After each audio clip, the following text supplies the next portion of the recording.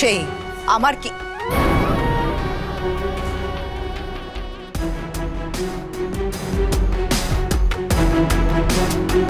শোনো, লাভ লোকসান নেই, তোমাকে ভাবতে হবে না। তোমাকে একটা ভাইটাল কাজ করতে হবে। আজ সকালে বাবা মায়ের মুখে আমি একটা অদ্ভুত কথা শুনেছি। শোনো প্রমিতা, কাল সকাল 10টা নাগাদ কিন্তু আমাদের বেরোতে হবে, মনে আছে তো? কোথায় যেতে হবে জানো?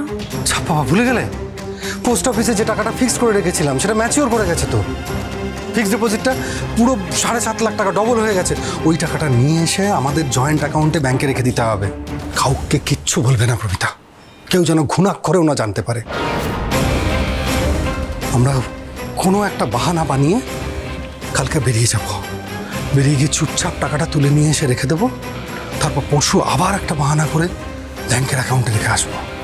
শোনো কবিতা, বাড়িতে কাউকে বিশ্বাস করা যাচ্ছে না। হ্যাঁ, এই বাড়িতে এখন এই আলমারি থেকে দলিল অব্দি চুরি হয়ে যাচ্ছে। হ্যাঁ হ্যাঁ, এই টাকার গন্ধ পেলে সবার ওই লোভের জিভ লক লক করে উঠবে। না না, ঠিক আছে, তুমি ঠিকই বলেছো। আমরা ব্যাংকে রেখে দিয়ে আসি, কাউকে কিছু জানানোর দরকার নেই, পরে ভাববো আমরা। হ্যাঁ ঠিক আছে।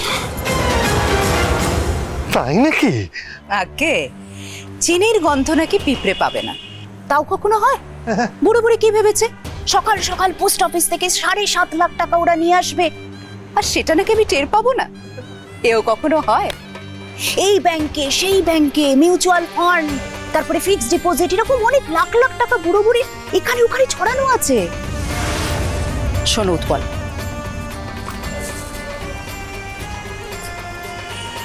$7.5 লাখ টাকা আমরা হাতাবো, জাস্ট হাত সাফাই। কিন্তু কেউ কিছু বুঝতে পারবে না। কেন জিজ্ঞেস কর? কেন? কারণ কেউ তো কিছু জানতেই পারবে না।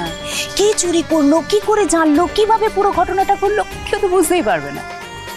তাই ওরা পুরোপুরি কনফিউজড হয়ে যাবে। আর রাঙা তো অসুস্থ, রাঙাকে নিয়ে এই মুহূর্তে সবাই বিজি থাকবে। আর কোনোভাবে রাঙা যদি মরে যায় তাহলে তো কথাই নেই। ওই বুড়ি টাকার শোক করবে নাকি মুখ চাপড়ে চাপড়ে রাঙার জন্য কাঁদবে। কিন্তু বড় বৌদি, রাঙার এই অবস্থাতে ওই বুড়ো বুড়ি আদৌ যাবে টাকা তুলতে? রাঙা তো আজ নাও মরতে পারে। তাও ঠিক। রাঙামতি, আজকে মরিস না বাবা, একটা দিন বেঁচে থাক। এক্স্যাক্টলি, আজকের দিনটার জন্য তো রাঙাকে বাঁচতেই হবে। জাস্ট আমরা 7.5 লাখ টাকাটা হাতিয়ে নিই, তারপর রাঙা তুই মর। মরার আগে আমার জন্য এইটুকু উপকার তুই করে দিয়ে যা।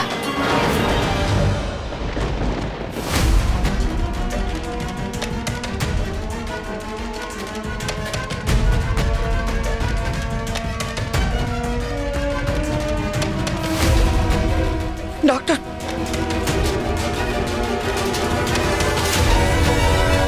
After a long fight finally রাঙামতিকে আমরা বাঁচাতে পেরেছি।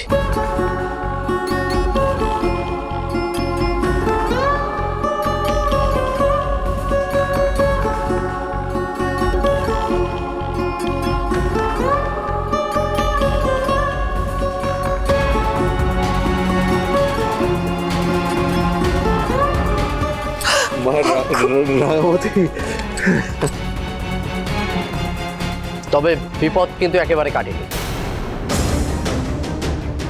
অ্যাকচুয়ালি ওনার যে লেভেলে ইনজুরি ছিল তাতে ওনার একটা মেজর অপারেশন করতে হয়েছে। আপাতত ওনাকে কিছুদিন হাসপাতালেই থাকতে হবে।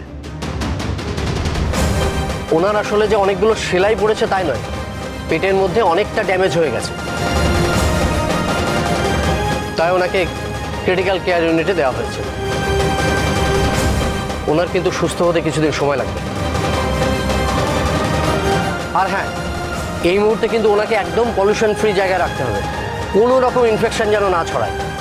একবার যদি ইনফেকশন ছড়িয়ে যায় তাহলে কিন্তু মারাত্মক অবস্থা হয়ে যাবে, তখন কিন্তু কন্ডিশন আরও ক্রিটিক্যাল হয়ে যাবে, ওনাকে বাঁচানো তখন সমস্যা হয়ে যাবে। একলব্য বাবু, ক্রিটিক্যাল কেয়ার ইউনিটে গিয়ে আপনি ওনার সাথে দেখা করতে পারেন। তবে ওনার কিন্তু সেন্স এখনো ফেরেনি। আর আপনি ওনার জন্য যে ফুল নিয়ে এসছেন সেটা ওনার মাথায় ছোঁয়াতে পারেন বা মাথার পাশে বালিশে রেখে দিতে পারেন। এইটুকু আপনার জন্য আমি অ্যালাউ করতে পারি। Thank you so much doctor. Doctor, আমি কি একটু রাঙার সঙ্গে থাকতে পারি প্লিজ? যদি এই সরি, সেটার পারমিশন নেই, তবে ডেফিনেটলি আপনি গিয়ে দেখা করতে পারেন। কিন্তু আপনি কোনো চিন্তা করবেন না ম্যাডাম, 24 ঘন্টা আমরা অবজারভেশনে রাখবো। আর হ্যাঁ, আপনার ওই পেমেন্টের ব্যাপারটা একটু রিসেপশনে কথা বলে নেবেন প্লিজ। হ্যাঁ হ্যাঁ, আপনি চিন্তা করবেন না, আমি এক্ষুনি ব্যবস্থা করে দিচ্ছি। অঙ্কুরদা, অঙ্কুরদা, এই কার্ডটা নিয়ে গিয়ে তুমি যা যা পেমেন্ট করার, বিল মেটানোর সব করে দাও, ঠিক আছে? হ্যাঁ হ্যাঁ হ্যাঁ, আমি এক্ষুনি যাচ্ছি।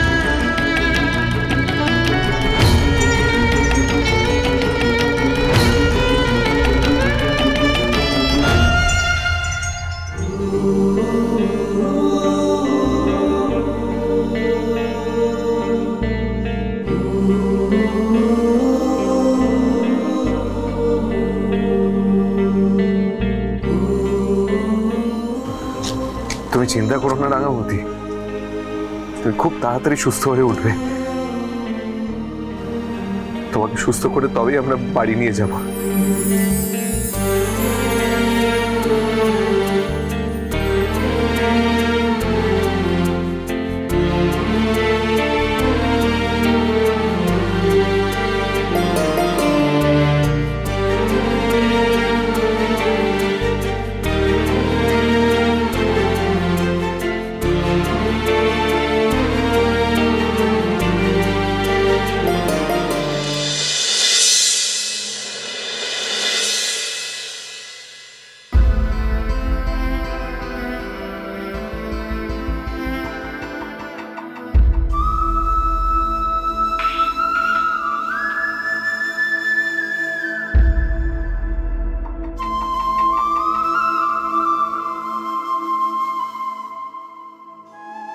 অরুণবাবু, তুই এখানে এসেছিস?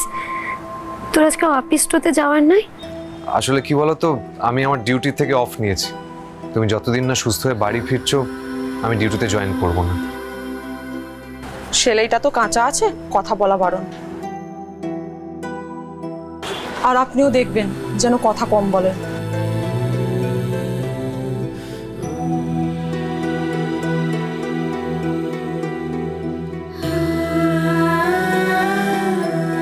আরে কি করছো? উঠো না। উনি কি বললেন তুমি শুনলে না? তোমার এখন এই ওঠা, বসে থাকা, কথা বলা, এগুলো সবই বারণ। এমনিতেই ডক্টর তোমাকে কয়েকদিন বাদে হসপিটাল থেকে ছেড়ে দেবে। তারপর তুমি বাড়ি যাবে, তুমি রেস্ট করবে, সুস্থ হয়ে উঠবে। ও বাই দ্য ওয়ে, আমি তোমার কোচকে ফোন করেছিলাম একাডেমিতে। ওনারাও খবরটা জানেন, দেখলাম খুব দুশ্চিন্তায় আছেন। এমনিতেও স্টেট চ্যাম্পিয়নশিপের আগে তুমি সম্পূর্ণভাবে সুস্থ হয়ে উঠতে পারবে কিনা, এটা নিয়ে আমরা সবাই চিন্তায় আছি। সে না হয় আমি পরে খেলবো, কিন্তু এই যে তুই সুস্থ আছিস, ভালো আছিস, আমার লেগে এটাই যথেষ্ট রে। জানিস অরুণবাবু, আমার না তখন মায়ের কথা খুব মনে পড়ছিল। আমার মনে হচ্ছিল আর কথা বলতে হবে না, তোমাকে এসব নিয়ে চিন্তা করতে হবে না। জানো তো, আমি বিশ্বাস করি যে তুমি স্টেট চ্যাম্পিয়নশিপে পার্টিসিপেট করবে আর জিতবেও।